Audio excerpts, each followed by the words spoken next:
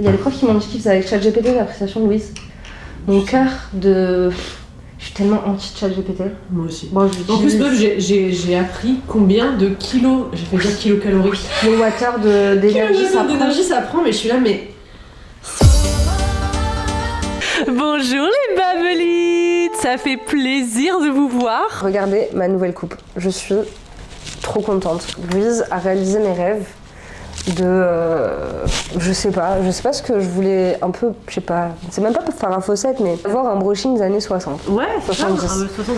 Mais là tu vois, tu te ferais une demi-queue. Ouais, c'est vrai que... avec du volume, ça ferait trop beau, ça ferait vraiment Brigitte Bardot en brune. C'est vrai, ça va être le next step, il faut que je le fasse. Ouais, en vrai, après la vidéo, je te ferai un truc comme ça. Meuf, c'est trop beau, hein. Ouais, c'est vrai. C'est trop. Ah, et attendez, avec le pull qu'elle m'a fait. J'ai fait une grosse araignée. Je suis sponsor Louise là, je suis... C'est ma création en fait. Et c'est quand vrai. même... petite chose créée par Manon pour le coup. Ouais. Si vous regardez mes ongles, vous êtes misogyne. Voilà, avec des petites dents. En vrai, je peux montrer mes autres trucs peut-être. Donc, ils sont à la vente. Ça, c'est le petit pot terracotta. Et celui-là, il est en cours. Je pense qu'on peut voir en plus les détails. T'aurais pu être chirurgien dentiste Et protégé. tu sais que c'est marrant. J'ai rencontré une fille à la plage cet été et elle me suit sur Insta. Et en fait, elle est prothésiste dentaire. Et elle a vu ça et elle m'a dit t'as trouvé où les dents? En fait, c'est pas si dur à faire les dents, c'est marrant. Hein. J'ai l'impression, mais c'est peut-être un truc fou, que tout ce qui est humain, comme on l'a en nous, bah, on peut le faire. C'est de la folie. C'est idée folle. Elle est folle. Idée folle. Mais c'est moins réfléchi. Est-ce que t'arrives à dessiner des animaux? Non, non. Tu vois? Et dessiner un cheval de mémoire. Impossible. Ah putain, j'avais pas mon micro. Ah, merde, t'avais pas c'est pas grave, on m'entend quand même. Moins fort, mais on m'entend quand même. Donc là, on est reparti un peu plus cosy. Ouais. Pas d'invités. Pas d'invités. Même si c'était très cool en vrai. Ouais. On a bien rigolé avec les invités. J'espère que vous aussi vous avez rigolé parce qu'en vrai, on vous a ramené des bêtes de mecs. Ouais, franchement, ouais, des bêtes de mecs. Drôles. Et c'est pas souvent qu'on dit ça. J'avoue que c'est le plus gros compliment qu'on peut leur faire. C'est clair, franchement, les bêtes de mecs, revenez en fait. Revenez faire des babelles avec nous, c'était trop fun. C'est éclaté. Et nous là, ça doit faire un bon 2-3 heures qu'on babelle à fond. Qu'on refait le monde en fait. Parce que cette semaine, je suis allée chez Manon, mais en fait, j'ai juste fait la sieste et je suis repartie taffer. Donc on a l'impression de pas s'être vu. Alors qu'on s'est carrément vu. C'est carrément vu, mais on n'a pas tout dit quoi. Pas parti dans. On a juste parlé du temps. On en pense quoi du froid? Ouais, il fait pas si froid, ça va. D'ailleurs, il y a neigé à Paris, mais il y a pas neigé à Lille. Ah ouais? Non, ils ont été zappés. Lille, c'est élevé, surélevé ou pas? Non, pas du tout. Plat. C'est très plat, ouais. Oui, c'est sur la mer, quoi. C'est au niveau de la mer, pardon. Quand on roulait là-bas, c'était. Plat. Tu perds ton chien, c'est pas grave, tu le vois, genre. Il est au loin, tu vois, c'est bon, j'ai encore 3-4 jours avant de plus le voir. Est-ce que vous faites des blagues sur le fait que ce soit plat? Bah, en vrai, c'est plutôt la Belgique, le plat pays. Moi, je me suis rendu compte, même en étant à Paris, hein, quand j'avais mon vélo à Paris, mais c'est une folie, comme c'est horrible, genre. Ouais. À Lille, genre, tu peux faire 10 km, tu sens pas parce que c'est plat, en fait, en vélo. Ouais, mais à Paris, genre, même si tu fais 3 km, pour y aller, ça va, mais pour revenir, tu marches à côté de ton vélo. Le vélo à Marseille. Mais carrément, meuf, quand j'ai déménagé de Paris, j'ai laissé mon vélo t'as dit ça. dans le box. J'ai fait ce sera pour qui voudra en fait. Parce qu'à Marseille, je veux même pas la tenter. À pied, je suis essoufflée de marcher dans la rue à Marseille. Et voilà, comme vous voyez, on est en mode cosy hiver. Et on a le petit radiateur qui est là. Et ton make-up fait très hiver aussi. C'est vrai, hein. Moi, quand je vois une femme avec quelque chose de Bordeaux, je sais que c'est la saison. Mais l'hiver, je trouve c'est trop bien parce que tu peux mettre ton petit rouge à lèvres, ton blush, et ça passe crème. Genre, c'est vrai que là, j'ai l'impression d'avoir un make-up trop éditorial, tu vois. Alors que non, j'ai juste mis du rouge à lèvres Kiko, quoi. T'as aussi un visage... Éditorial. Ouais. Les incels, ne tombez pas sur cette vidéo. Taisez-vous. Vous avez rien à faire ici. Parce que la dernière fois, on en avait pas parlé du commentaire, là. Ah oui, putain! Sur la vidéo, pas celle d'avant, pas celle d'encore avant, celle encore avant. On avait grave parlé genre du genre, de l'éducation des enfants, selon le genre et tout. Et genre, on avait reçu un commentaire, c'était là genre, ça se voit, elle pue, ou un truc comme ça, genre en mode poil aux aisselles. En plus, on sent trop bon. Ben ouais. Moi, en fait, toi, tu sens trop bon. Je sens toujours la fleur d'oranger. Ouais. En toutes circonstances, je sens la fleur d'oranger. Sachez-le. Bon bah allez, on commence la première histoire. Hein. Là, on repart sur les histoires Reddit à l'ancienne. Ouais. À l'ancienne. Alors, de quoi tu vas nous parler? Bah écoutez, franchement là, je pris des trucs random. Trouvé sur Am I the Asshole. Serais-je en tort si je demandais à l'ex de mon mari de partir? J'ai 35 ans, femme, et je suis mariée à mon mari, 37, homme, depuis 1 an. Et nous sommes ensemble depuis 3 ans. Il a 2 enfants, un enfant de 6 ans et un enfant de 8 ans, issus de sa précédente relation. Nous n'avons pas d'enfants ensemble. Leur mère, Anne, 34 ans, a un autre enfant de 4 ans. Ils ont une bonne relation de coparenting et Anne et moi nous entendons bien. La semaine dernière, quand Anne est venue chercher les enfants, elle nous a dit que les enfants pourraient devoir rester quelques semaines chez nous parce qu'elle divorce de son mari actuel. La maison est à son nom à lui et elle a été mère au foyer pendant toute leur relation. Elle a ajouté qu'elle allait vivre chez sa sœur mais qu'il n'y avait pas assez de place pour ses 3 enfants. J'ai réagi avant que mon mari ne dise quoi que ce soit et je lui ai proposé de prendre la chambre d'Annie. J'ai aussi dit que les filles pourraient partager une chambre ici comme elles le font déjà chez elles. De cette manière, elle ne raterait pas son temps avec les enfants et nous pourrions l'aider avec sa fille pendant qu'elle trouve un travail et s'organise. Elle nous a remerciés et nous a dit qu'elle nous tiendrait au courant de sa date de départ dès qu'elle le pourrait. Mon mari m'a demandé si j'étais vraiment à 100% d'accord et si je pensais que c'était juste de l'accueillir pour ensuite avoir des soucis. Je lui ai répondu que j'étais d'accord et que nous ferions face ensemble à tout problème qui pourrait survenir. Cela fait maintenant 3 mois et elle vit chez nous depuis 2 mois. Tout se passe très bien. En fait, si je suis honnête, c'est même mieux que bien. Sa présence me facilite la vie. Je n'ai plus besoin d'amener les 2 enfants au supermarché si j'ai besoin de quelque chose pour le dîner. Les tâches ménagères sont divisées entre 3 adultes. Elle a trouvé un travail et n'a pas à payer de garde d'enfants. Et même si je lui ai dit qu'elle n'avait pas à le faire, elle nous donne $500 par mois pour participer aux frais. Lors de notre repas de Thanksgiving anticipé, je parlais avec ma sœur et ma cousine. Ma sœur m'a dit que j'étais folle de la laisser vivre avec nous, que je me dévalorisais en tant que partenaire et que je manquais de respect envers moi-même en laissant cette situation continuer. Ma cousine était d'accord avec elle. Elle a ajouté que la seule raison pour laquelle l'ex de mon mari accepterait de rester, c'est si elle voulait encore coucher avec lui et que son accord signifiait qu'il le voulait aussi. Je ne vois aucun changement dans leur comportement par rapport à avant et je fais pleinement confiance à mon mari. Mais maintenant, je commence à douter de ma décision. Serais-je en tort si je lui disais qu'elle doit trouver un autre endroit où vivre? Suis-je en tort envers moi-même si je ne les écoute pas et que je la laisse rester? Et ensuite, il y a une petite mise à jour, mais voilà. Ok. Alors, si on regarde la situation objectivement, Anne ne s'est pas imposée. Elle a pas dit ouais, j'ai besoin absolument que vous m'hébergiez. C'est la fille qui écrit qui lui a proposé le gîte. Ouais, la nouvelle femme, ouais. Elle dit qu'elle a pas vu de changement de comportement dans son mari. Elle dit qu'ils ont une bonne relation à la base de coparenting. Ça lui facilite la vie dans ses tâches ménagères, parce qu'en effet, quand c'est divisé par 3 adultes, en effet que c'est beaucoup moins pesant. Moi, la situation me paraît assez idéale, Mais moi aussi. en fait. Ça me paraît magnifique. Bah ouais. Moi, ça me paraît... C'est un peu unheard of, hein. C'est très rare, je pense. Ouais. Mais et du coup, je crois qu'ils appellent ça les sister wives. ah, c'est ça du coup? Ouais. Ok. Et moi, je trouve ça trop génial, quoi. Parce que souvent, je vois des TikTok, tu sais, genre, c'est la communauté afro-américaine, baby daddy, baby mama et tout. Ouais. Et des femmes qui se font amener avec la baby mama. Oui. Et en fait, qui se rendent compte que c'est fantastique. Et que pendant des années, genre, on les a pit against one another. Ouais, on les a montées l'une contre l'autre, ouais. Alors qu'en fait, elles ont le même intérêt. C'est que les enfants soient heureux, tu vois. Bah ouais. Parce qu'elle, en plus... Elle s'occupe des enfants d'Anne. Donc en fait, c'est trop beau, quoi. Moi, je trouve ça trop beau. Bah oui, en fait, du moment qu'il n'y a pas une dynamique sexuelle bizarre, ce qu'il y a l'air de pas avoir là, pour le coup, je vois pas en quoi ça dérange, quoi. Bah non, c'est trop bien. Parce qu'en fait, il y a pas de meilleur moyen pour éduquer des enfants qu'avoir plusieurs femmes. C'est la situation idéale, quoi. Si tu peux pas vivre avec ta famille, ou avec une sœur, ou avec une mère, ou avec... c'est vraiment le meilleur truc, quoi. Pouvoir élever tes enfants avec une autre femme. Ouais, en plus l'autre femme qui est vraiment leur mère, quoi. Ouais, je trouve ça genre trop triste que la sœur, son seul réflexe, ce soit ça. Bah ouais, après, c'est vrai que quand t'es extérieur à la situation, peut-être que tu te dis que ouais, il y a du manque d'honnêteté de la partie du mec, et puis de l'ex, etc. Mais encore une fois, l'ex, c'est pas elle qui a demandé de venir, ouais, quoi. Mais parce qu'on est encore dans cette dynamique de compétition entre les femmes, c'est ton mari. Ouais. L'ex-femme, ça va être un problème, ça va être un truc et tout, alors que c'est juste des humains, tu vois, genre juste le titre ex-femme, direct dans ta tête tu te fais... Ouais, il y a une question de c'est la méchante, c'est l'ancienne, c'est le passé, machin. Me voler mon mari, nanana. Bah ouais. Alors qu'en fait, je crois que je suis pas pour le polyamour parce que ça non, tu vois. Ouais, bah du coup, il y a pas de truc sexuel, non. donc... Mais je crois que les humains, on peut se partager les uns les autres, tu vois. Bah ouais, non, c'est clair.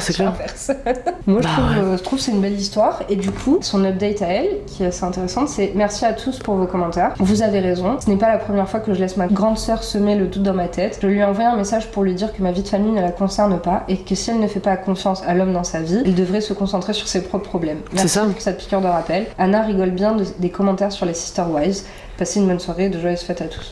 Ouais, mais c'est ça, je pense qu'elle projette aussi, tu vois. On oublie l'individualité de chaque relation, parce qu'il y a cette idée de mariage qui est genre tellement normative que...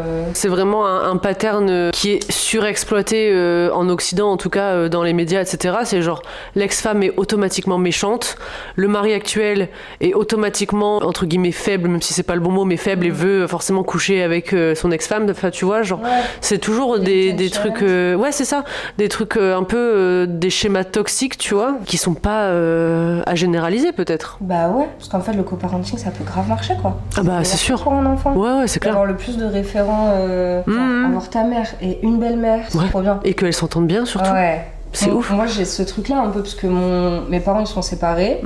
Bon, le mari de ma mère je m'entends pas avec, tu vois, mais mon père il a toujours été avec des femmes qui étaient géniales. Et à un moment il était avec une femme et elle était là pendant mon adolescence et c'était une figure trop libératrice. C'était une femme grave stylée, indépendante et tout. Et en fait, je suis restée proche de cette femme, même quand ils se sont séparés avec mon père. Ok. J'allais souvent chez elle et tout, parce que y avait cette présence maternelle. Et pendant des années formatrices pour toi aussi. Ouais, quoi. c'est ça. Et là, la compagne de mon père, elle est géniale, tu vois. Et je trouve ça trop bien d'avoir plusieurs référents. Bah non, mais c'est clair. En tant que femme et tout, ça te fait des constructions. C'est un peu la notion de it takes a village, genre pour élever des enfants, c'est pas forcément l'idéal d'avoir seulement 2 adultes qui sont en plus dans une relation romantique normalement. Enfin je vois pas en quoi c'est le problème de rajouter une 3e personne si tout se passe bien et surtout si la personne si en plus il y a pas de relation d'employé ou quoi, c'est pas une femme au père, tu vois, c'est pas quelqu'un que tu payes pour surveiller tes enfants, c'est une femme qui a les mêmes intentions que toi finalement. Il y avait une émission, j'ai regardé une meuf qui faisait un essai vidéo sur l'émission Sister Wives. Ok, mais Sister Wives, c'est un truc de polygamie, on est d'accord. Il couche avec toutes les femmes qui sont dans sa maison. Ouais, non, ça c'est affreux. Ce qui ressort de cette émission-là, bon, évidemment, l'homme c'est une merde, mais les femmes ont une relation entre elles, genre une sororité qui est introuvable ailleurs, tu vois, dont tu vois rarement en fait. Genre elles se soutiennent d'une manière, c'est ouf. Ouais. Parce que. Ok, putain, non, je pensais que ce serait plus un truc de justement de compétition. Non, finalement, je pense qu'elles se sortent de. Je crois qu'elles sont plus. Enfin, il faudrait regarder, tu vois, mais genre, elles ont pu réaliser que le mec était ouf parce que, elles s'allient, quoi, contre leur professeur. Putain, ça c'est beau. Ouais. Mais oui, mais en effet, je pense qu'il y a beaucoup d'enfants de divorcés qui auraient voulu avoir un truc beaucoup plus sain comme ça avec la belle-mère, la mère, le père, le beau-père peut-être. Et moi, c'est vrai que je peux pas parler parce que j'ai pas été dans cette situation. Mais ouais, j'imagine que, de toute façon, au plus d'amour que t'as, le mieux c'est, quoi, en tant qu'enfant. Mais grave. Pas dans les trucs polyamoureux, par contre. Non, voilà, là, dans un contexte. Moi, je suis toujours très inquiète quand je vois des enfants qui grandissent dans les trucs polyamoureux. Franchement, les gars, non. Tu vois tes parents d'un angle sexuel, quoi. C'est ça qui te baise. Hein. Les gens les plus fous, c'est ceux qui avaient la vision. Quand t'as pas le boundary du sexe comme quelque chose de privé. C'est là qui naissent les criminels, hein. Bref. En plus, ils ont l'air d'avoir de l'espace, genre d'avoir chacun un peu leur intimité spatiale, tu vois. Ouais. Donc, franchement, grand bien leur face. Branchez-vous faire des enfants et pouvoir avoir d'autres personnes que votre mari. Ok, bon deuxième histoire déjà. Allez. En fait, quand tu nous donnes des histoires où il n'y a pas de problème... On n'a rien à dire, quoi. Non, mais on peut propager la bonne parole. Ouais, c'est ça. Genre, on fait un peu d'évangélisation, là. Ok, alors deuxième histoire, qui va être un peu plus chiante, je pense. Suis-je le trou de balle de vouloir dénoncer mon médecin ? Plus tôt cette semaine, j'ai eu un rendez-vous chez le médecin vraiment étrange. Je tiens à préciser tout de suite que mon médecin ne m'a pas harcelé ni ne m'a mise mal à l'aise pendant le rendez-vous, mais c'était un rendez-vous particulièrement long, de presque 1 heure, où il m'a posé énormément de questions sur moi-même qui n'avaient rien à voir directement avec ma santé. Sur le moment, je n'y ai pas vraiment prêté attention. Je pensais juste qu'il faisait un peu de bavardage. Je suis allée chez ce médecin sur recommandation d'une amie proche qui a eu la même expérience. Un rendez-vous très long, plein de questions, dans l'ensemble un mec assez sympa. Mon ami a interprété cela comme un médecin qui se soucie vraiment de ses patients, puisque la plupart des médecins passent à peine 10 ou 15 minutes avec vous. Le truc, c'est qu'après ce rendez-vous, le lendemain, j'ai reçu un texto de la part de ce médecin disant qu'il me trouvait belle et confiante et qu'il aimerait sortir avec moi un de ces jours. Je ne lui ai jamais donné mon numéro. Il a dû le récupérer sur des formulaires que j'ai remplis avant le rendez-vous. Je n'y ai pas répondu, mais ça me semble vraiment louche. Je ne sais pas si c'est légal ou pas, mais c'est clairement très peu professionnel. J'ai l'impression qu'il m'a texté et pas mon ami, parce qu'il a posé des questions sur ma vie amoureuse de manière assez décontractée. Ça ne m'a pas trop marqué sur le moment, mais maintenant ça me paraît vraiment manipulatif. Il a fait exactement la même chose à mon amie et elle n'est pas célibataire. Je ne veux pas ruiner la carrière de ce gars, mais je pense qu'il faudrait savoir qu'il envahit la vie privée de ses patients pour des raisons personnelles. Est-ce que je serais une mauvaise personne si je passais directement à le dénoncer sans lui en parler d'abord ? Dénonce. Ouais, vraiment, dénonce, genre. Dénonce. Pas d'état d'âme. Ruiner la carrière. Ruiner la carrière de qui, en fait ? Est-ce qu'il y a un seul mec à qui on a ruiné la carrière? C'est fou ce narrative. C'est ouf. C'est rentré dans la tête des femmes. Elles veulent pas ruiner la carrière. C'est automatiquement le truc. Bon, là, on parle pas de viol ou quoi, mais genre, quand il y a des accusations de viol contre des personnes célèbres, des hommes célèbres, tous les commentaires, c'est genre, ah bah là, voilà, encore un qui va avoir sa carrière décimée à cause d'une menteuse, machin. Johnny Depp, he's still around, pas de souci. Tous. L'ex de FK Twigs, là. Oui, Pattinson, pas de souci, aucun problème. Des monstres. Mais surtout quand t'es médecin, et puis là, en effet, c'est pas, ils vont, genre, l'ordre des médecins, il va dire quoi? Ah, bah voilà, petite tape sur la main en mode, ah, bah faut arrêter de faire ça quand même, docteur. Ils vont pas lui enlever sa licence parce qu'il a envoyé un texto à une femme, genre.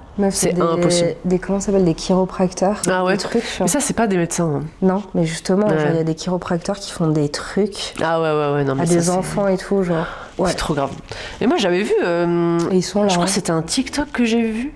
Une fille qui expliquait qu'elle avait été chez un chiropracteur et que quelques jours après, elle avait mal dans la nuque, mais pas un truc de fou, quoi. Mais c'était de pire en pire. Elle s'est retrouvée paralysée. Il y a des gens qui finissent paralysés, j'allais dire ça. Paralysée, genre. T'as déjà regardé des vidéos sur les chiropracteurs et tout? J'ai déjà regardé quelqu'un qui faisait un deep dive. J'ai jamais regardé de deep dive. Regarde un deep dive. Tu vas péter en plomb. Ouais, non, mais c'est une genre de médecine qui n'en est pas une. Basé que sur de la pseudo-science. C'est que de la pseudo-science. Et c'est un espèce de business de malade mental. Mais bien sûr. Et en fait, la base de la chiropratie, c'est que ils font en sorte que tu reviennes tout le temps. Bah oui. Ils te débloquent sans te débloquer. Il faut juste craquer les os et genre. Et du coup, t'es obligé d'y retourner parce qu'après, ça te fait mal de fou. Et il y a plein de gens qui finissent paralysés. Ouais. Genre, moi, on m'a toujours dit dans ma vie arrête de craquer tes doigts parce que c'est pas bon. Et pourquoi, quand c'est un chiropracteur qui le fait, c'est ok, genre? Et quand il touche aux enfants. Vous avez déjà vu les vidéos? Moi, j'ai déjà vu des nouveau-nés, ils font. Et genre, ils enlèvent le mucus dans les poumons et tout, genre. Tu vois ça, t'es là genre. Tu sais, ouais. Ou les chiens, ils font ça aux chiens. Oui. Non mais on est dans la full pseudo-science, même au Moyen-Âge, ils faisaient pas ça. C'est vraiment genre un peu les arracheurs de dents, ouais. Des coups de malais, des mecs qui les éclatent. Mais t'as vu la vieille qui hurle et tout, genre. Moi j'en ai vu un avec mon copain qui était en pleurs de rire en me montrant cette vidéo. Genre c'est une dame, elle est allongée et genre il met un espèce de lien derrière sa tête et tu sais il tire comme ça pour remettre toutes ses vertèbres. Ok, et après genre il se met un peu comme ça sur elle, genre il lui écrase la gueule comme ça et genre il appuie de fou et ça fait et la dame elle fait oui.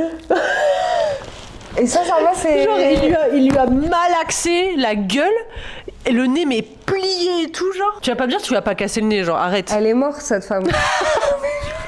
Elle est pas là pour en parler en fait. Oui. Il a diffusé la vidéo et basta, genre. Basta. Et après il y a toute une branche de ça là, de ces médecins, en fait c'est des trucs de cul. Ouais. Bah oui forcément. Ils leur donnent des espèces d'orgasmes, c'est dégueulasse, mais pareil, des espèces d'orgasmes qu'elles peuvent pas avoir dans le monde normal. Ouais. Et du coup elles deviennent accros. C'est horrible, c'est des horrible. Diables.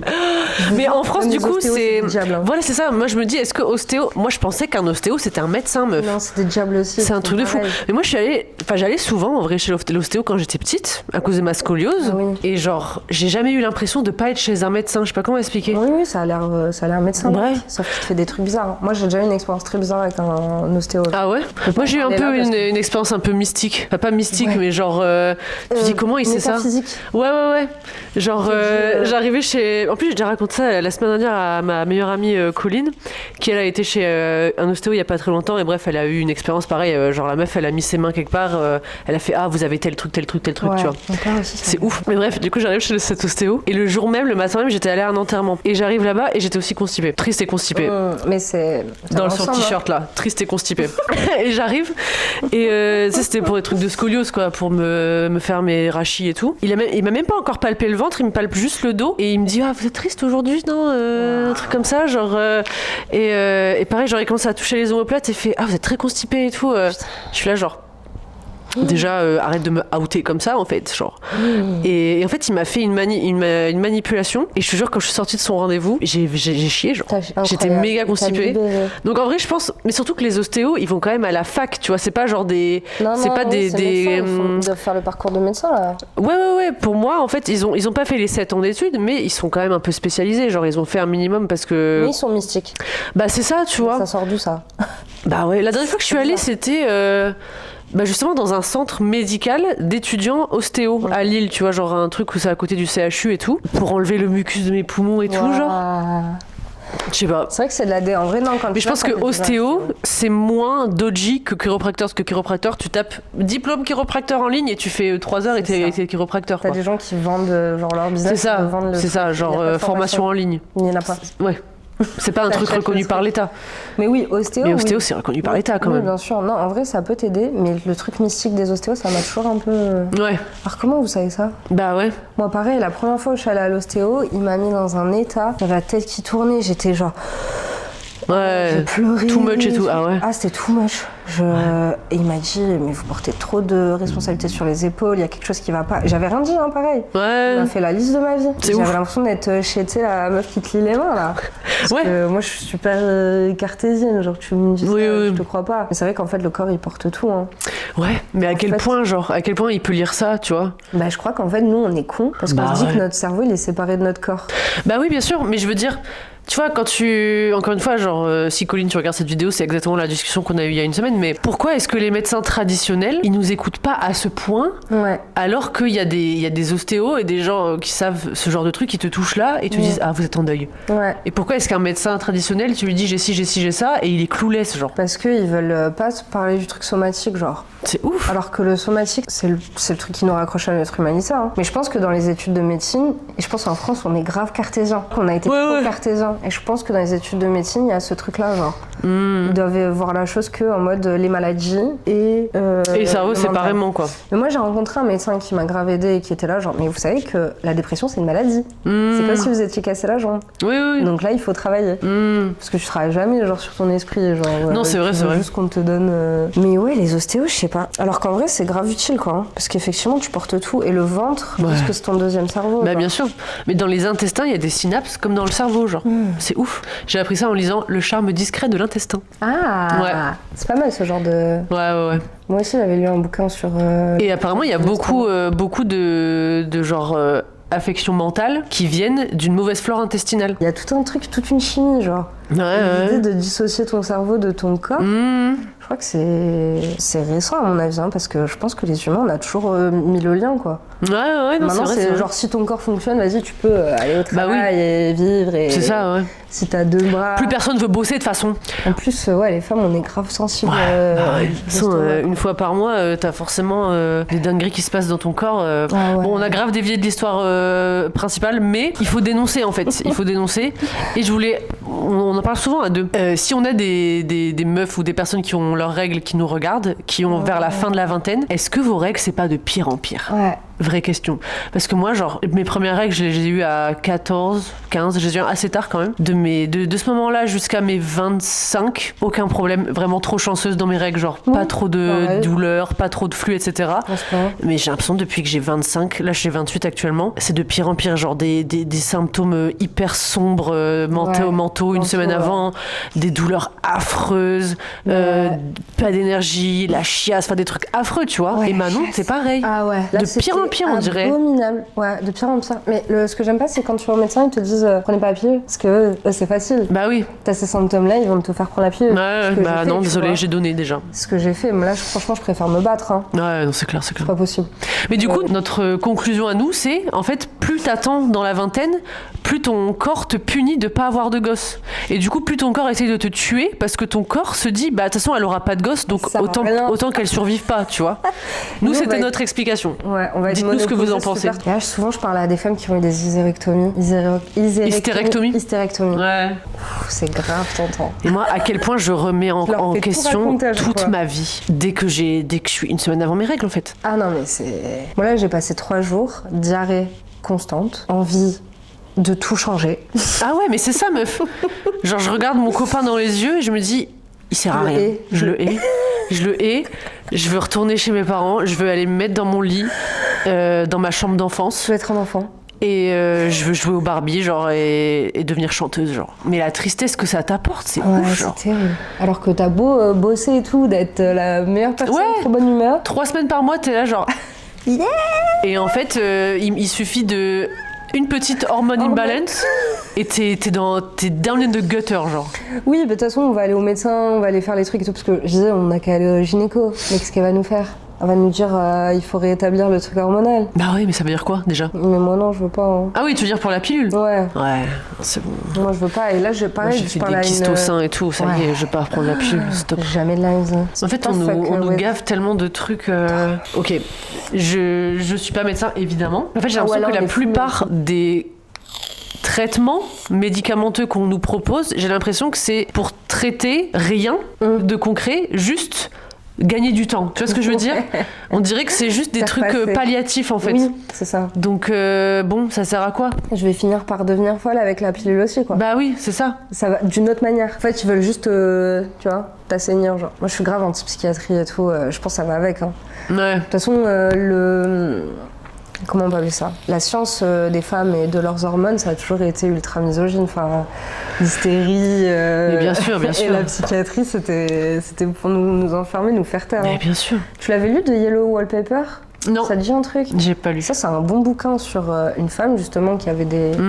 C'était dans quelles années? Peut-être, c'était dans les années 50, peut-être même. Ouais, mais c'est même pas si longtemps. Hein. Ouais. Même les années 40, c'est pas si longtemps. Hein. Ouais. Même pas un siècle. Et c'était une femme... D'ailleurs, c'était une prof femme qui nous l'a fait lire et qui nous a fait bosser dessus, parce que je pense que ça l'emportait, tu vois. Et c'est une femme qui a des symptômes de dépression. Et en fait, les médecins de l'époque disent à son mari, bah, il faut qu'elle reste dans la maison, dans sa chambre. Et elle reste très dans bonne sa idée. chambre. Très bonne idée. Et en fait, c'est ce qu'ils faisaient avec les femmes, parce que c'était l'hystérie. Il faut pas qu'elle sorte. Il faut la laisser enfermée.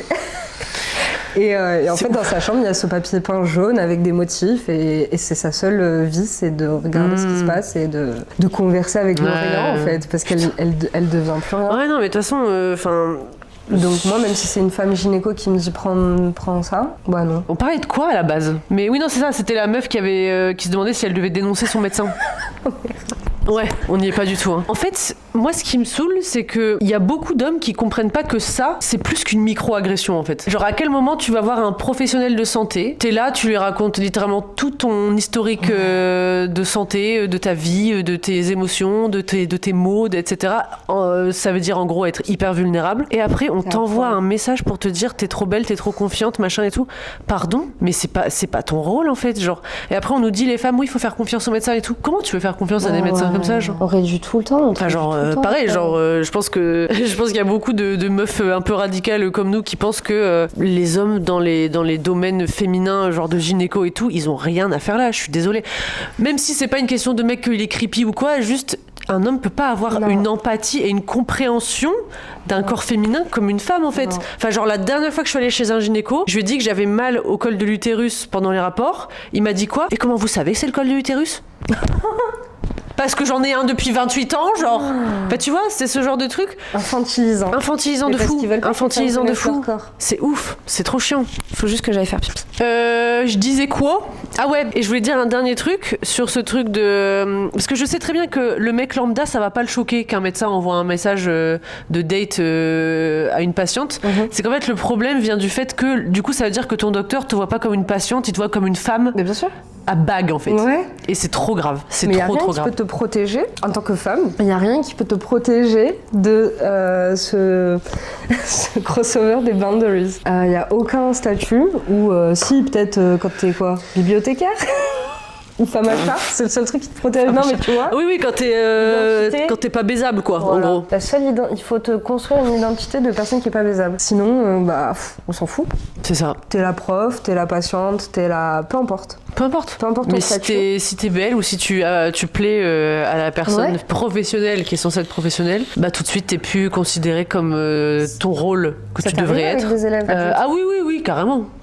Ouais, il y avait un gars là, j'étais choquée en fait, genre moi pour eux c'est innocent. Ils sont tellement dans le dating pool is everywhere. Ouais. Ils sont au supermarché constamment en fait. Ouais. Et puis ils sont là, non mais j'ai rien fait, j'ai juste demandé si on pouvait faire connaissance. Et du coup, et ça t'est arrivé dans. Ouais, bah c'était un mec en plus une cinquantaine d'années, enfin vraiment genre mais tu sais genre la cinquantaine tu sens qu'il prend soin de lui et tout, genre c'est pas genre c'était pas un vieux bedonnant ou quoi tu vois, mais dans tous les cas genre à aucun moment c'était possible genre vraiment et en fait genre il me faisait des allusions pendant tout le cours au fait que j'étais tellement jeune, machin et tout. Enfin, déjà ça c'est méga creepy. Et en fait, au fur et à mesure du cours, je me sentais obligée de mentionner mon copain de temps en temps, tu vois. C'est horrible, tu vois. Enfin, genre là, ça m'a enlevé de ma position de professeur. Et ça m'a juste mis dans une position hyper vulnérable où je me suis sentie un peu comme une petite ado qui était en train de se faire hate on par un vieux, ce qui était un peu le cas, tu vois. Enfin, j'étais pas ado, j'avais 25 ans, mais quand même, tu vois. Ça te put back dans ce ça m'a remis dans d'enfant, ce truc d'enfant un peu genre impressionné devant l'adulte qui sait pas trop quoi faire, qui a pas trop de défense parce que là en plus on est dans un contexte professionnel, donc je pouvais pas juste dire ferme ta gueule, dégage de mon cours, tu vois. Bah ouais, c'est ça, piégé, exactement, piégé. Et en fait, j'ai fait exactement. Et du coup, j'ai fait semblant de pas comprendre toutes ces allusions, tu vois, pendant le cours. Et à un moment, il me dit tu sais, quand je viens ici, moi je veux pas que ce soit juste tu viens ici parce que c'est ton business, quoi. Je veux que tu viennes parce que t'as envie de me voir et tout. Et j'étais là genre quoi. Du coup, le verbe avoir, tu vois, genre j'essayais de voilà.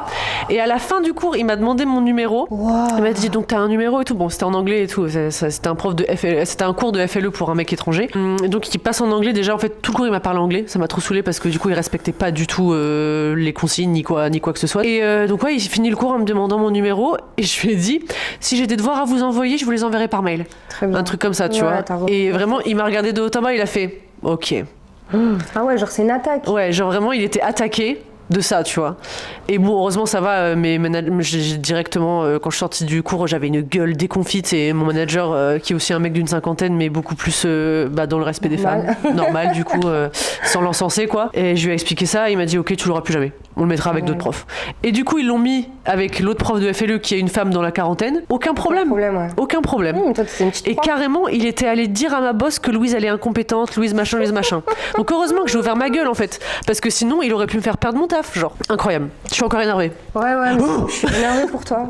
C'est trop énervant. Et genre même quand t'es armé en tant qu'adulte, tu ne sais pas comment réagir. Pourtant vous connaissez ma grande gueule, hein. Mais c'est trop dur en fait c'est trop dur. C'est trop dur. Franchement, sauvez-nous. Mais moi, tu vois, j'ai vachement ce truc en fait, pendant plusieurs années. Là, ça part en thérapie, hein, le Babel. Hein. C'est pas grave. Ça te dérange pas ? Non, c'est pas grave. Ça vous dérange pas ? Moi, ça me dérange pas. C'est bon. Pendant plusieurs années, moi, j'étais faisais pas du tout attention à mon apparence. On va dire de mes 20 à mes 25 ans. Limite, c'était un choix conscient de ne pas exister. Tu vois, d'être de pas être perçu par les hommes aussi, quoi. Voilà. Et de m'invisibiliser le plus possible. Et j'étais malheureuse et tout, mais j'avais jamais à me soucier de ça. Jamais. Et là, ça creep back up. Et je sais pas comment le gérer, tu vois. Parce que d'un côté, moi, j'aime bien être coquette et tout. Et je pense que quand j'ai un entretien avec un homme, enfin, tu vois, je suis innocente, j'ai oublié, tu vois, que j'étais... Oui. En fait, on n'est pas consciente H24 qu'on est des femmes et que du coup on est perçu comme des objets sexuels sans arrêt en fait, ou qu'on est possiblement perçu comme tel. Ouais. Qu'en fait mettre du make-up, eux ils le perçoivent comme une invitation. C'était Jordan Peterson qui disait ça, qui disait que les femmes quand elles mettent du rouge à lèvres au travail, elles cherchent les agressions. Et du coup je suis toujours comme toi, genre révoltée et étonnée même à chaque fois quand je me rends compte qu'en fait la personne en face était gentille avec moi juste pour ça. Mais et que moi j'étais sincèrement gentille avec parce que j'aime bien avoir des interactions quoi. Même quand t'es vraiment une grosse féministe, tu t'attends jamais à ce que ça se passe pour de vrai, tu vois. C'est ouf. Et t'es toujours choquée. Tu te rends jamais... Et c'est toujours une espèce de sensation de sidération où t'es là genre... Prends conscience d'un coup, là, ça revient, tu fais, genre mon entité corporelle, indissociable de ma face. C'est pour ça, là, les gros bros de la manosphère qui sont là, genre, n'approchez pas les femmes avec les cheveux bleus, les eyeliners roses et rouges, parce que c'est comme les animaux dans la nature, ceux qui ont des couleurs pas naturelles, c'est des trucs empoisonnés. Mais tu crois qu'on fait ça pour vous plaire, genre ? C'est juste des femmes qui ont fait le choix conscient de se distancer de ça, genre. De pas avoir l'air attirante pour des mecs qui respectent pas les femmes. En fait, pourquoi vous croyez que je porte un pull Tom et Jerry pour plaire aux hommes? Je crois pas, non. Non, pour plaire aux girls. Ouais, voilà, exactement, plaire aux girls. Franchement, female validation all the way. Hein. C'est clair. Ouais. Qu'est-ce que tu te sens bien quand au travail t'as une dame qui te je te jure. Que quand c'est un homme qui te dit tu as un rayon de soleil, tu es là genre non. Comme Elia, genre, sors de ma tête. Je suis pas ton rayon de soleil. Ils se croient trop, ils sont trop fiers d'eux à dire des trucs comme ça. Ouais, du coup, la dernière fois, collègue, il m'a dit, nah, s'il pleut, c'est parce que il peut pas y avoir de soleil en compétition. Putain, il lâche vraiment des punchlines de ouf, genre. En gros, travaille, va faire un truc, va corriger tes copies, s'il te plaît. C'est clair. Et c'est encore ça, genre, mais non, ça va, c'est juste un compliment. Tu ferais ça, tu dirais à ton collègue homme, t'es un rayon de soleil. Arrêtez. Quand tu leur dis ça, c'est trop mal. Mais oui. Moi, j'adore complimenter. Mais bien sûr. Elles sont trop belles tes chaussures, t'es trop mignon. Putain, c'est bon, les choquer un peu là.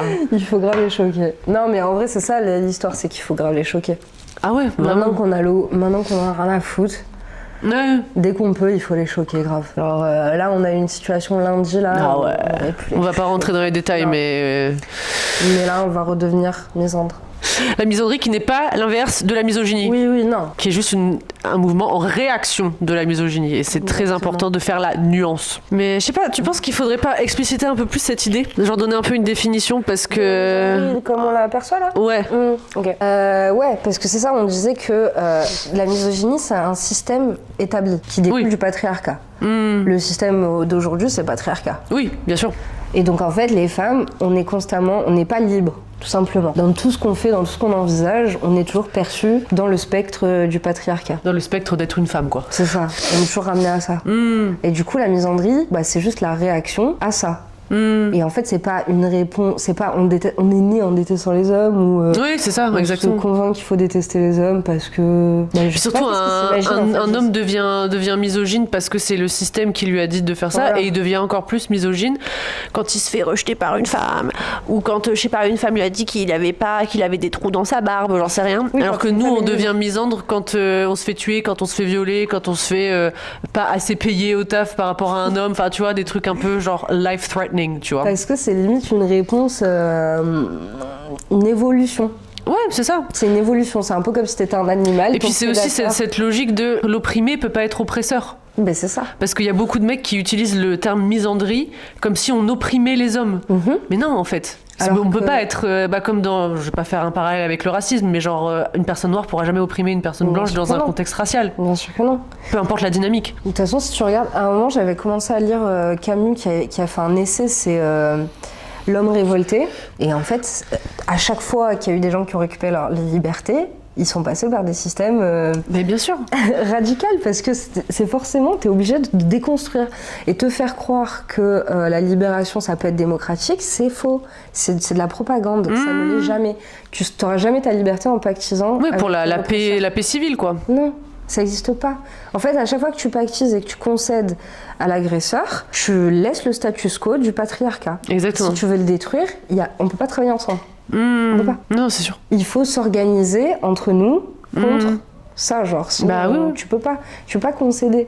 Tu peux pas, pour le bien de tous, ne pas dénoncer, par exemple. Tu vois, ça, c'est une première concession qui fait qu'on n'avance pas. Oui.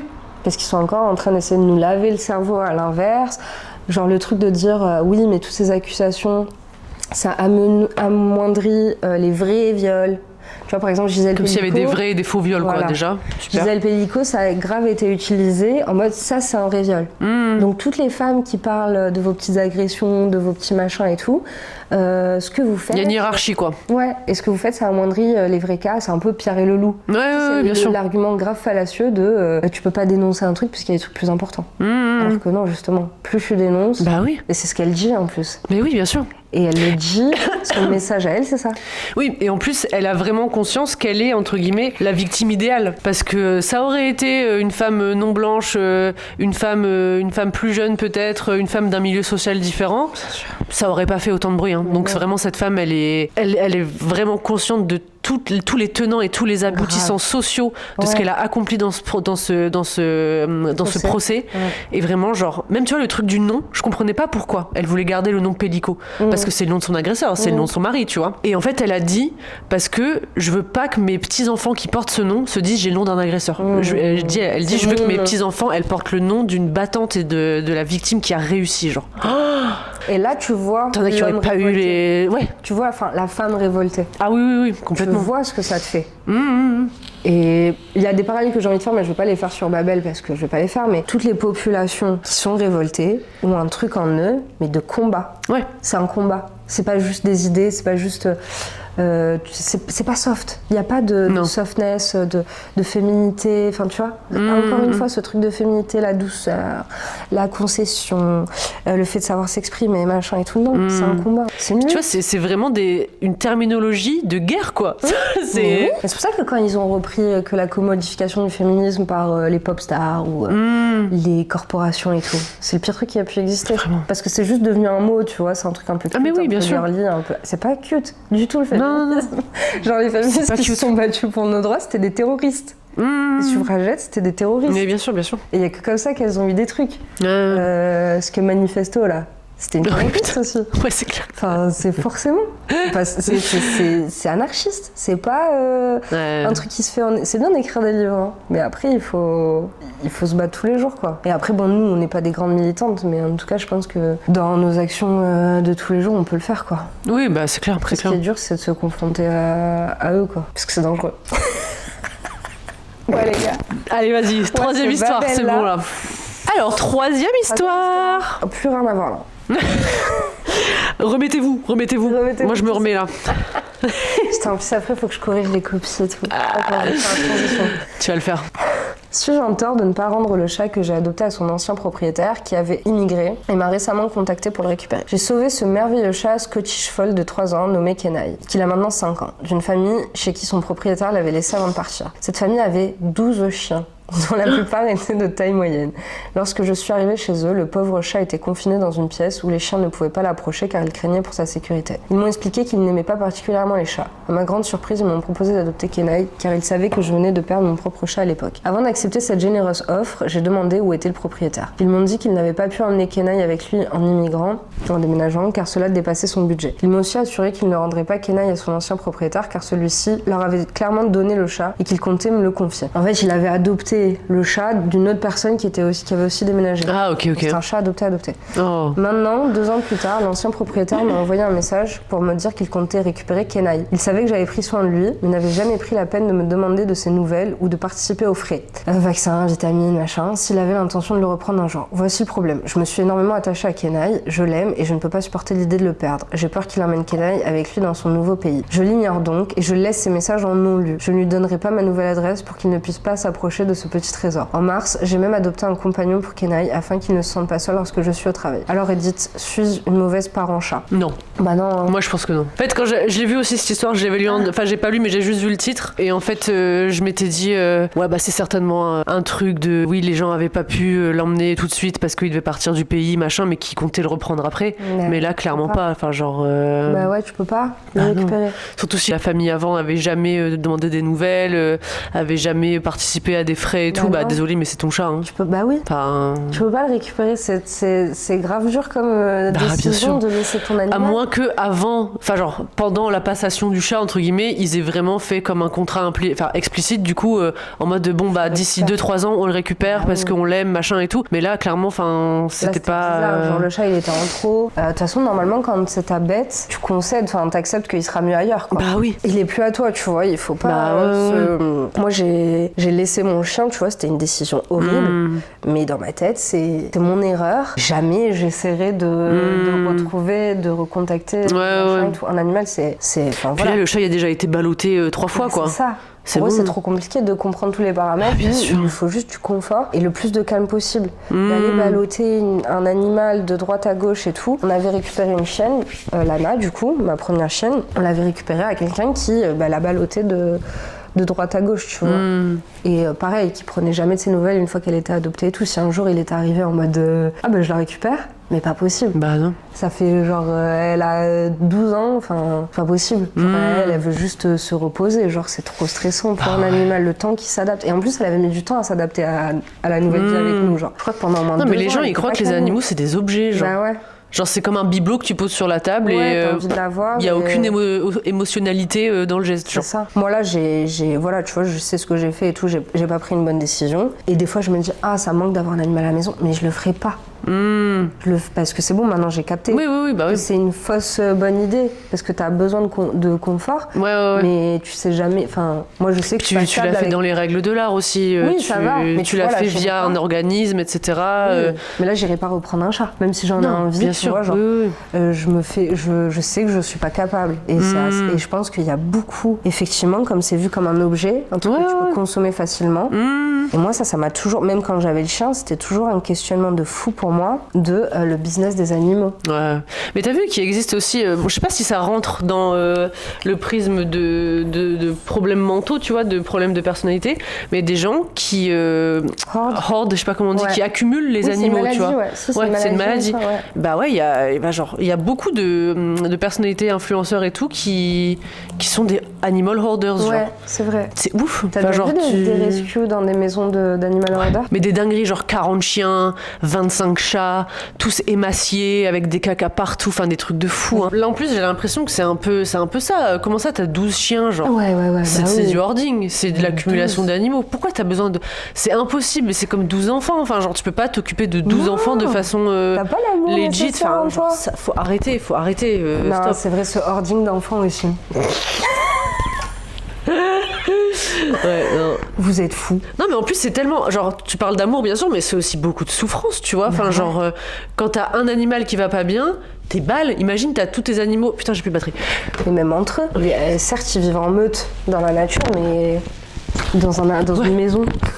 Mais c'est n'importe quoi. C'est vraiment inconscient. C'est tellement inconscient et genre... C'est égoïste. Oui, c'est ça, c'est égoïste. Déjà, avoir un animal, c'est égoïste. Ouais. Moi, quand j'étais végane, c'est une discussion chez les véganes de les animaux de compagnie. Parce que, en soi, si t'es végane, tu vois, comment ils appellent ça? Spécisme. Oui, bah après, c'est des logiques spécistes, mais moi, je suis pas trop d'accord avec ça. Ah non, moi, je suis pas d'accord non plus. Hein. Mais en tout cas, c'est un débat antispéciste de dire qu'il y a certains animaux qu'on mange et certains animaux qu'on traite bien sûr. On les a en animaux de compagnie et c'est égoïste parce qu'on les enfin bref. Oui, bien sûr. Mais bon, enfin, un chat dehors dans une ville, il est quand même mieux à l'intérieur d'un appartement, hein, désolé. De toute façon, les chats, ils sont autodomestiqués. D'ailleurs, les raccoons, ça se voit, ils ont envie de s'autodomestiquer. Oui, je te jure. Comment ça, ils ont des petites mains avec des doigts et tout, genre. Les gars, c'est trop mignon. On dit que les animaux, ils ont pas de pouce opposable, mais les raccoons, ils ont des pouces opposables. Bah ouais. Ou je suis folle. Non, mais ouais, carrément. Mais je crois que moi j'adore. Eux, ça va être eux, ils vont faire une évolution de fou. Hein. Je pense qu'on devrait regarder un docu sur les raccoons parce qu'à mon avis, ils n'étaient pas comme ça il y a quelques années. Bah non, mais je pense que c'est aussi un peu parce que les gens les trouvent mignons, mais c'est réputé comme des animaux un peu, c'est des parasites. Ouais, c'est des parasites. Ouais. Quand j'habitais aux États-Unis, il y avait des raccoons partout. J'adore. La première fois que je tombais en tête à tête avec un raccoon, c'était incroyable. Je marchais comme ça, et c'est des quartiers, tu sais, où ça fait comme des grilles, quoi. Ouais. Donc j'arrive à un angle et enfin un coin. Et t'as un raccoon qui arrive, mais un gros, et on s'est regardé comme ça, genre. Parce que je savais pas ce que je vais faire, tu sais, je sais pas s'ils attaquent, j'en sais rien, tu vois, j'ai jamais eu de raccoon dans ma vie en France, quoi. Et en fait, genre, on est resté comme ça, genre 10 secondes, il me regardait, je le regardais, on se regardait. Et il a continué son chemin, tu vois. Et c'était trop bien. Et il y avait des bébés raccoons aussi, mais ça, par contre, c'est méga flippant, parce que c'était en pleine nuit. Je me suis réveillée en sursaut parce que j'entendais genre. Comme ça, tu vois. Et du coup, je me réveille, je fais c'est quoi ce truc et tout. Et je vais voir ma coloc et je lui dis t'entends pas un bébé qui pleure dehors, genre. C'était dehors en plein hiver et tout. Ça m'a trop paniqué, genre. Carrément, je suis allée réveiller ma coloc et tout. Elle me dit non, c'est un raccoon. Je fais comment ça, c'est un raccoon, on dirait un bébé. Elle me dit bah ouais, il pleure comme des enfants humains, genre. Il y a des oiseaux aussi qui font ça. Et même les petits chats, hein, les chats petits, ça peut s'apparenter à des cris d'humains, hein, à des bébés, quoi. Et d'ailleurs, c'est pour ça, fun fact, parce que j'ai eu des chatons aussi, du coup. Ma chatte, elle avait fait des bébés, on les a gardés et tout, on a vu son changement. On l'a renommée, ma chatte, parce qu'avant, elle s'appelait Lemon. C'était trop une chatte indépendante et tout. Et elle a fait des bébés et on l'a renommée Mimi, parce qu'elle a grave changé. Elle faisait que leur parler, elle faisait que Mimi. C'est vrai qu'il y a des animaux que tu considères comme des parasites. Je parlais avec quelqu'un ce matin qui me disait qu'il était allé au parc Borély et qu'il adore les ragondins. Oui. Et moi, je peux pas. Ah ouais, moi je trouve ça mignon, ça. Ouais. Et tu vois, je me suis dit, en fait, c'est moi qui suis con, parce que pourquoi j'aime. Même pareil, les pigeons, hein, à la base, ils étaient domestiqués, les pigeons. Hein. C'est vraiment. Ça, on a tourné le dos aux pigeons, ça, je ne pardonnerai jamais l'humanité d'avoir lâché les pigeons comme ça. Comme ça. On les a domestiqués, c'était l'animal le plus utile. Ouais.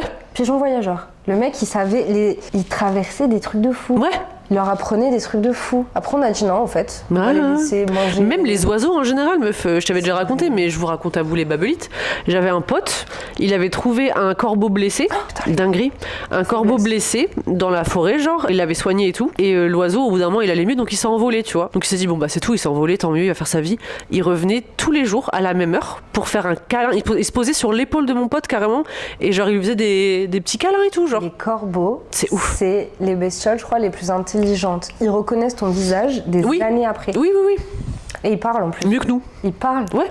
Ça peut faire comme un perroquet. C'est la folie. Et ils te ramènent des trucs de valeur. Ouais. Et ils reviennent toujours, genre c'est tes potes. Et entre eux, ils sont trop gauleries. Genre vraiment, les gars, branchez-vous de documentaires sur les corbeaux. Parce que, what the fuck? Genre une fois, j'avais vu une vidéo. Du coup, le mec, il testait ça, tu vois. Pareil, il avait rescué un corbeau, il l'avait suivi et tout. Et après, le corbeau le retrouvait dans la ville. Ok. C'était pas dans quelle ville américaine c'était. Il le retrouvait dans la ville, genre. Et à un moment, il montrait aussi que comme les corbeaux étaient grave intelligents. Genre, à un moment, il y avait un renard. Et c'est dans une ferme. Et du coup, les renards, ils prennent les œufs. T'as vu des poules? Ouais. Le corbeau, il les voulait. Et du coup, ils font des arnaques. Genre, il y a un corbeau qui se pose là. L'autre, il fait semblant d'être blessé pour que le renard vienne. Incroyable. Genre, ils sont en bande organisée. Et nous, on est là. Non, mais il avait raison, La Fontaine, en fait. Ouais. Ah, mais lui, il voyait des trucs. Ah ouais, lui, il voyait des trucs de fou, hein. Lui, je pense qu'il parlait aux animaux vraiment, il leur répondait, genre. Ah ouais, non, il tenait le bon bout, je pense. Je pense que tenait quelque chose. C'était l'homme le plus proche. Il savait des choses qu'on savait pas. Grave. Ouais. Qu'on sait toujours pas aujourd'hui, d'ailleurs. Bah ouais, il est où? Il nous a pas donné les réponses. Non, c'est clair. Faut relire les Fables de La Fontaine, à mon avis, il y a un truc là-dedans. Je te jure. Franchement, et en vrai, hein, ça serait bénéfique à tout le monde. On vous finit sur une Fable de La Fontaine. C'est incroyable. Dérive totale. J'hésite à faire ma dernière parce que on va repartir dans les mecs de merde, genre. Ok. Bah on peut rester... Ouais, je pense qu'on peut rester sur la Fable de La Fontaine. Genre... Y en a une courte à lire? Non, j'ai pas de courte, là. De Fable de La Fontaine? Ah, de Fable. Maître Corbeau, sur son arbre perché, tenait dans son bec un fromage. Franchement, je suis chaud. Tu le couperas au pied. Vas-y, story time. Story time, Fable de La Fontaine. Moi, j'aime bien la tortue. Hein. Tortue? Rien ne sert de courir, il faut partir à point. Le lièvre et la tortue en sont un témoignage. Gageons, dit celle-ci, que vous n'atteindrez point sitôt que moi ce but. Sitôt, êtes-vous sage, repartit l'animal léger. Ma commère, il vous faut purger avec 4 grains et les bords. Sage ou non, je parie encore. Ainsi fut fait, et de tous deux, on mit près du but les enjeux. Savoir quoi, ce n'est pas l'affaire, ni de quel juge l'on convainc. Notre lièvre n'avait que 4 pas à faire. J'entends de ceux qu'il fait, lorsque près d'être atteint, il s'éloigne des chiens, les renvoie aux calendes et leur fait arpenter les landes. Ayant dit j'ai du temps de reste pour brouter, pour dormir et pour écouter d'où vient le vent, il laisse la tortue aller son train de sénateur. Elle part, elle s'évertue, elle se hâte avec lenteur. Lui cependant méprise telle victoire, tient la gageure à peu de gloire, croit qu'il y va de son honneur de partir tard. Il broute, se repose, il s'amuse à toute autre chose qu'à la gageure. À la fin, quand il vit que l'autre touchait presque au bout de la carrière, il partit comme un trait. Mais les élans qu'il fit furent vains. La tortue arriva la première. « Eh bien, lui cria-t-elle, n'avais-je donc pas raison ? De quoi vous sert votre vitesse ? Moi l'emporter ? Et que serait-ce si vous portiez une maison ?» J'ai tout lu en fait, désolé. Voilà, franchement... Bring back les Fables de La Fontaine. Ouais. Je pense que c'est vraiment des concepts sociétaux à savoir en fait. Mais bien sûr, on a besoin de morale. On a besoin de morale, on n'a plus de cours de morale. On manque de morale. En mode le fascisme. Trop nostalgique, genre. Cours de morale. Cours de morale. Non, mais on manque de petites morales comme ça. Ouais. Y a pas un équivalent anglophone de ça là Dr Seuss. Ouais, peut-être. C'est vrai, ils ont mais c'est très enfantin. Hein. Mais ils ont pas de morale, les anglo-saxons. C'est à cause d'eux qu'on a des mail podcasters en fait. Sérieux, nous on vous lit des Fables de La Fontaine, franchement. Ouais. Qui fait ça pour vous? Ouais. Ça me manque, racontez-moi des histoires. Ouais, racontez-nous des histoires. Là vraiment, on a donné tout notre cerveau là. On peut plus rien vous offrir aujourd'hui. Je pense qu'on a fini là. Ouais. Elle doit corriger ses copies. Moi, je dois finir mon ouvrage. Bye les babelites, j'espère que vous avez kiffé votre moment. Et ouais. Nous, on adore. Hein. Comme d'hab, hein, ouais. Je pense qu'il y aura encore un épisode Babel après celui-ci pour 2024. Et après, on se mettra peut-être quand même en vacances sur les trucs de Noël, Nouvel An, parce que logistiquement, ça va pas être possible de fournir des babelles jusqu'à plus que décembre, genre. Soit vous allez vous gaver comme des oies à bois. Bah, c'est ça, voilà. Vous avez pas. Puis franchement, je vois mal regarder Babel au milieu du salon avec le grand-père raciste et l'oncle misogyne, quoi. Vous leur sortez les deux folles du bus. On vous aime, les Babélites. Bye! Love you! Tu peux la mettre la musique allemande, non?